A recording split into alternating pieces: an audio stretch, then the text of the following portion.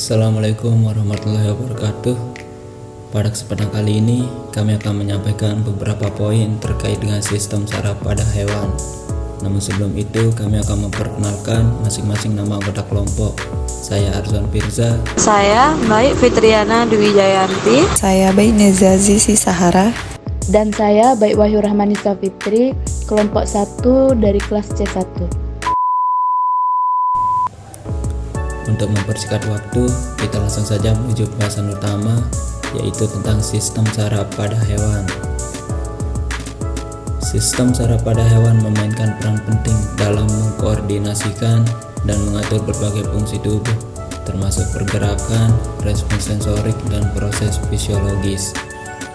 Anatomi sistem saraf terbagi menjadi 3, yaitu yang pertama adalah sistem saraf pusat, terdiri dari otak dan sumsum tulang belakang yang bertanggung jawab atas pengolahan informasi dan koordinasi respon tubuh. Yang kedua adalah sistem saraf tepi yang mencakup saraf sensorik dan motorik yang menghubungkan SSP dengan bagian tubuh lainnya. Yang terakhir adalah sistem saraf otonom yang mengatur fungsi involuter seperti detak jantung, pernafasan, dan pencernaan tanpa sadar. Baik, di sini saya akan menjelaskan materi tentang komponen utama sistem saraf pusat. Yang pertama itu ada otak, yang dimana merupakan pusat pengolahan informasi dan koordinasi fungsi tubuh. Yang kedua itu ada sumsum tulang belakang, yang merupakan saluran komunikasi antara otak dan seluruh tubuh. Yang ketiga itu ada peranan pentingnya yang mengendalikan gerakan, perilaku, dan fungsi fisiologis hewan. Nah, 3 peran penting itu yang pertama itu ada saraf sensorik, saraf motorik, dan koordinasi. Di sini saya akan menjelaskan 3 peranan penting tadi. Yang pertama itu ada saraf sensorik.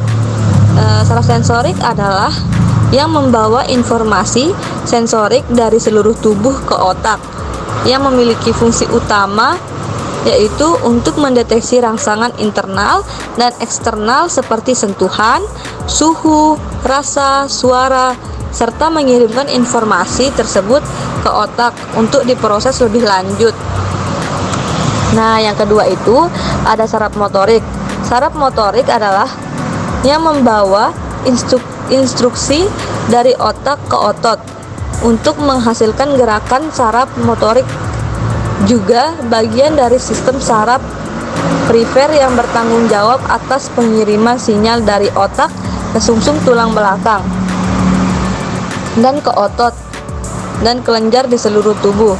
Nah, yang ketiga itu ada koordinasi yang memungkinkan hewan berespon terhadap perubahan lingkungan. Baik, materi selanjutnya akan dilanjutkan oleh teman saya. Selanjutnya saraf sensorik. Nah, saraf sensorik ini meliputi 4 hal. Yang pertama ada penglihatan. Nah, penglihatan ini akan memproses informasi visual dari mata. Yang kedua ada pendengaran. Nah, pendengaran akan menerjemahkan gelombang suara menjadi impuls saraf. Yang ketiga ada yang namanya sentuhan. Nah, sentuhan ini akan mendeteksi dan menyampaikan sensasi sentuhan, tekanan, dan suhu. Yang terakhir ada rasa, memungkinkan hewan mengecap dan mengidentifikasi makanan. Nah, selanjutnya saraf motorik meliputi 3 hal juga. Yang pertama itu ada yang namanya otot rangka. Otot rangka ini akan mengendalikan pergerakan sukarela seperti berjalan dan berlari. Yang kedua, otot polos akan mengontrol fungsi organ internal seperti pencernaan dan peredaran darah. Yang ketiga, otot jantung mengatur detak jantung untuk memompa darah ke seluruh tubuh. Selanjutnya, sistem saraf otonomi.